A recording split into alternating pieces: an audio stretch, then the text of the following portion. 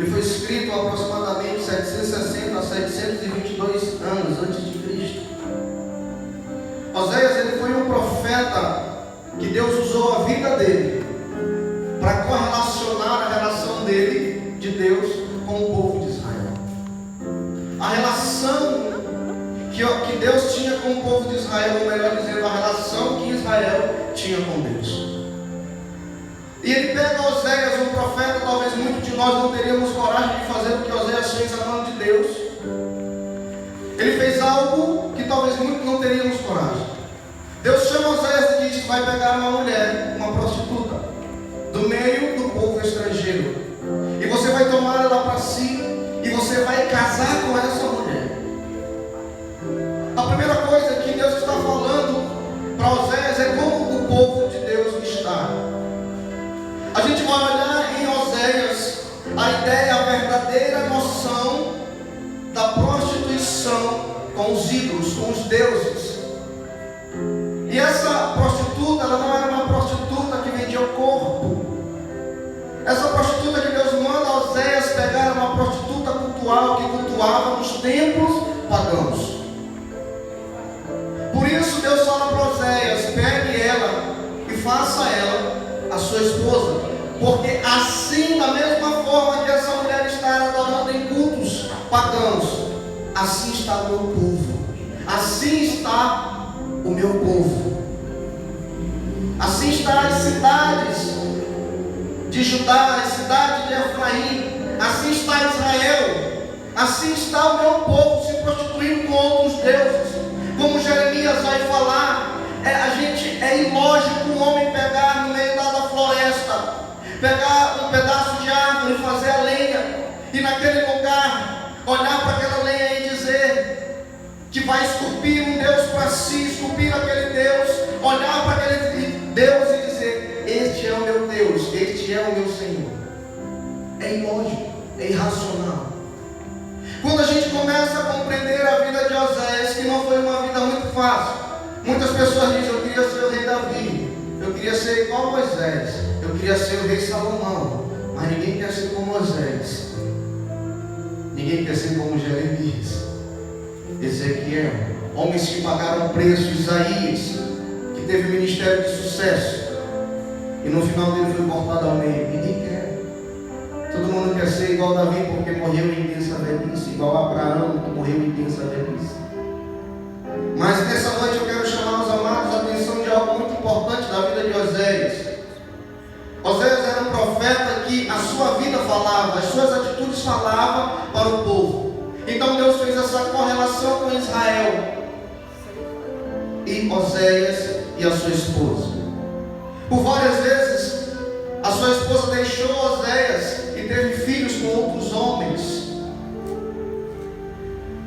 Ele está fazendo uma indicação que o povo de Israel estava frutificando no lugar errado, que o povo de Israel estava tão atordoado por causa do seu duro coração, que eles estavam frutificando no lugar errado. Eles estavam procurando os deuses dos povos vizinhos e se aliançando com esses deuses. E a palavra do profeta sempre é arrependimento. A palavra do profeta sempre nos leva a compreender o arrependimento. Não é esse que te digo, irmão, que tu terás um carro. Não é esse que te digo que tu terás uma casa com piscina. A revelação do profeta sempre leva o homem ao arrependimento. A revelação do Espírito, quando soprava na nuca do profeta, era levar o homem a voltar-se para Deus e reconhecer o seu caminho de falha e erro, e entender o arrependimento, voltando-se para Deus e ver uma vida de retidão e santidade. Por isso, quando chega no capítulo 6 de Oséias, ele está dizendo algo muito importante.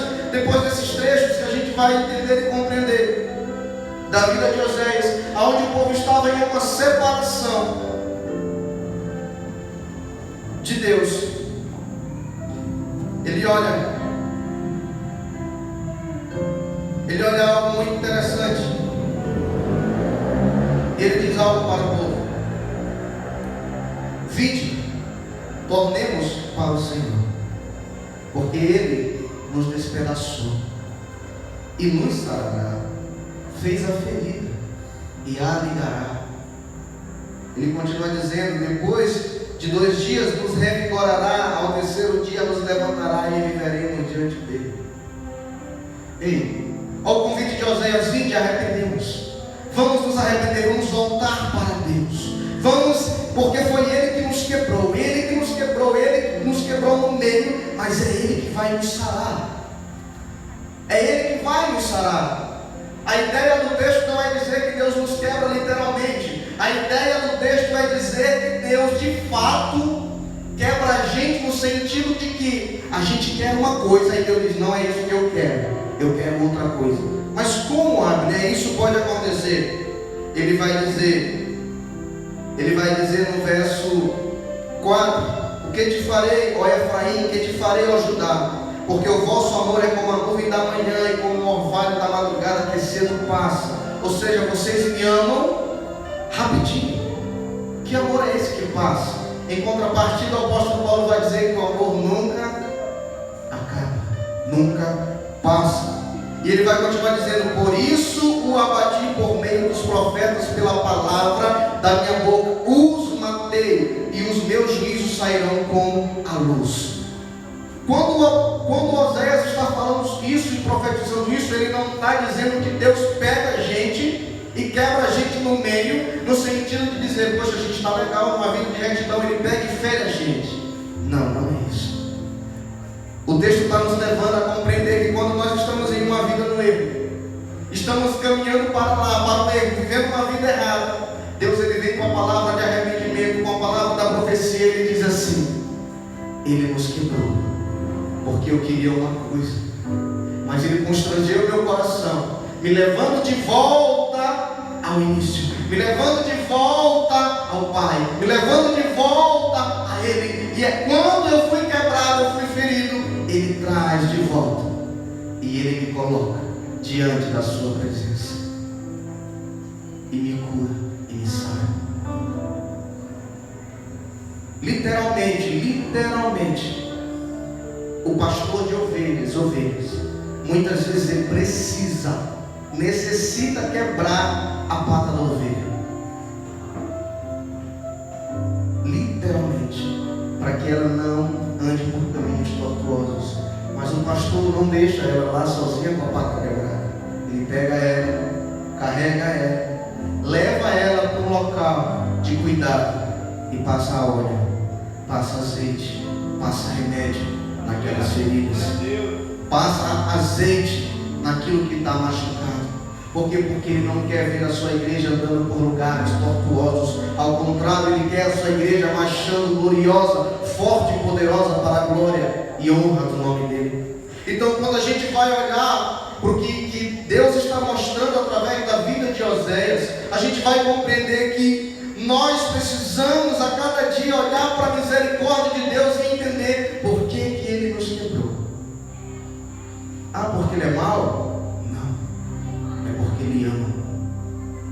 Ele ama e Ele não vai deixar você andar por caminhos tortuosos. O texto vai falar de Gileade. Ele diz: Gileade é uma cidade que está se prostituindo. Ei, sabe por que ele está citando o texto de Gileade? Porque em Gileade existia um óleo preciosíssimo que curava, mirra. Ele disse: ei, não há unção em Gileade, não há óleo em Gileade, não há mais. O óleo agora é daquele que estava em cima. É Ele que nos fere. Nem Gileade mais pode fazer com que vocês sejam curados. Agora é só Ele que nos quebra e Ele que nos restaura para a sua glória. O óleo de Gileade já foi prostituído. O óleo de Gileade já não existe mais. Agora somente o poder de Deus pode transformar as nossas vidas. Isso é uma profecia messiânica, porque ele vai dizer no versículo 2: depois de 2 dias nos revigorará, ao 3º dia nos levantará e viveremos diante dele. Ele está falando do sacrifício, ele está falando do sacrifício de Jesus Cristo. Ele morreu numa sexta, descansou a sexta, descansou o sábado, e revigorará, ou seja, descansará. Ele nos descansará nele. Por isso Jesus Cristo ele diz: eu sou o Senhor do sabate, eu sou o Senhor do descanso. E ao terceiro dia ele nos levantará. Em algumas traduções diz: ele nos ressuscitará. Sabe por quê? Porque ele está dizendo que com Cristo não ia ressuscitar somente o Cristo, mas com Cristo ia ressuscitar uma geração com ele. E ele iria ressuscitar uma geração prosseguinte do Cristo. Por isso Jesus Cristo ele vai orar em João capítulo 17: Pai, eu oro não só por esses aqui que estão comigo, mas eu oro também pelaquela geração que ainda há de crer no meu nome. E a morte de Cristo, ela veio profetizada desde Gênesis. E a gente está em Oséias, vendo a profecia do Senhor. Como foi que ele nos feriu? Pela boca dos profetas. Os profetas começaram a profetizar e dizer: arrependam-se, volte-se para Deus. Ei, mas vai ter uma aliança para esse arrependimento. E essa aliança, durante 2 dias, essa aliança vai estar descansando, vai estar nos revigorando, vai estar ali naquele lugar de descanso. Mas ao terceiro dia, essa aliança ressuscitará. E juntamente com essa aliança, nós seremos ressuscitados. A gente olha para o apóstolo Paulo, ele vai dizer: vocês morreram com Cristo pelo vosso batismo. Mas na ressurreição de Cristo, vocês ressuscitaram juntamente com Ele, para viver com Ele em glória. Ei, preste atenção no que Deus está fazendo. Mas Deus está me quebrando. Porque Ele vai te restaurar, porque Ele vai te sarar, porque não é óleo de Gileade, não é bálsamo de Gileade, não, é o bálsamo que desce do alto. É o bálsamo que desce do céu. É o Espírito Santo de Deus que move os nossos corações a compreender isso. E ele vai continuar dizendo algo muito importante. Ele vai dizer no verso 3: conheçamos e prossigamos em conhecer ao Senhor. Como a alva, a sua vinda é certa. Aleluia.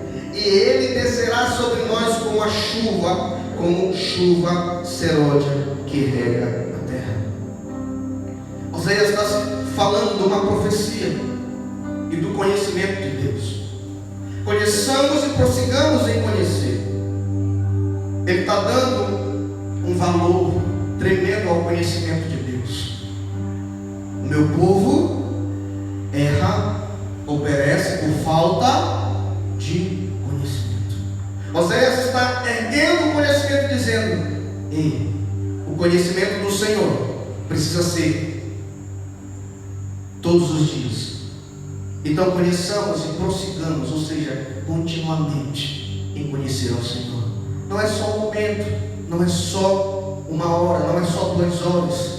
É em todo momento conhecer ao Senhor, conhecer as suas bondades, conhecer as práticas dele, conhecer o bem que ele faz, conhecer a sua misericórdia, se envolver com a sua graça e viver para Cristo. Mas o que é conhecimento? Conhecimento vem do termo hebraico yadá, que quer dizer intimidade. A mesma intimidade que Jesus diz assim: ei, quando você for, entra no teu quarto, vai lá em secreto, ora, tenha intimidade. O que no quarto existe? O que existe no quarto? Intimidade. Ora lá, vai lá e tenha intimidade. É conhecer mais profundo, é se envolver. Eu tenho dito, nós precisamos entender o Evangelho. O Evangelho é aquele Evangelho que quebra a gente por dentro, por inteiro. A gente já não é mais a mesma pessoa. Agora nós estamos mudados, não porque eu quero, mas porque o Espírito Santo de Deus está dizendo, Ele está sarando. E Deus tem revelado os nossos corações. Então o que precisamos? Conhecer e prosseguir em conhecer ao Senhor. Ter intimidade. Ter intimidade. E a gente vai começar a compreender o que Oséias tinha com Deus. Era uma intimidade tremenda. Porque o homem que fez o que fez, ele não fez simplesmente porque ele tinha um conhecimento superficial de Deus, mas porque ele desenvolvia com Deus, mas porque ele buscava a Deus. A gente estava tendo uma reunião com a liderança, e justamente Deus mostrou esse texto de Jeremias, capítulo 33. Ele diz: buscar-me-eis e me achareis, e eu te apresentarei coisas maravilhosas e ocultas que não sabes. O Senhor, Ele quer sempre se revelar a nós. Mas sabe, né? Isso é verdade, desde o Éden. Não era Adão que chamava a Deus, era Deus que ia se revelar a Ele. Ele sempre quis ter um contato de revelação conosco, porque nós não conhecemos a totalidade de Deus. Então Ele se revela a nós, porque o homem não consegue buscar a Ele, mas Ele vem com seu Espírito Santo se envolver conosco e se revelar a nós. Por isso Ele deixou a palavra. A palavra de Deus não é algo científico. A palavra de Deus não é para levar para dentro de uma academia e dizer assim: vamos estudar a palavra cientificamente, porque tem muita coisa que está fora do raciocínio humano. Isso chama-se fé, e a gente crê pela fé. Então, quando a gente vai olhar para a vida de Oséias, esse é um homem que tem muita intimidade com Deus, e ele está falando daquilo que é peculiar na vida dele. Por isso ele está gritando: conheçamos e prossigamos em conhecer a Ele, porque tendo intimidade com Ele, teremos revelação da parte dEle, teremos revelação do Senhor, teremos revelação da vontade dEle. Uma vez ouvi um pregador que disse algo muito interessante. Ele disse assim: nós temos revelação de Deus, porque o único ser do universo que prescruta e sonda o coração de Deus, muito forte isso, chama-se o Espírito dEle, o Espírito de Deus. Só quem pode revelar o coração de Deus para nós é o Espírito Santo. Só quem pode revelar o propósito de Deus para nós é o Espírito Santo. Eu não consigo sondar o coração de Deus, eu não posso sondar o coração de Deus. O coração de Deus é insondável pelo homem, mas Deus nos revela através do Espírito Santo a sua verdade, a sua vontade, para que nós venhamos conhecer a Ele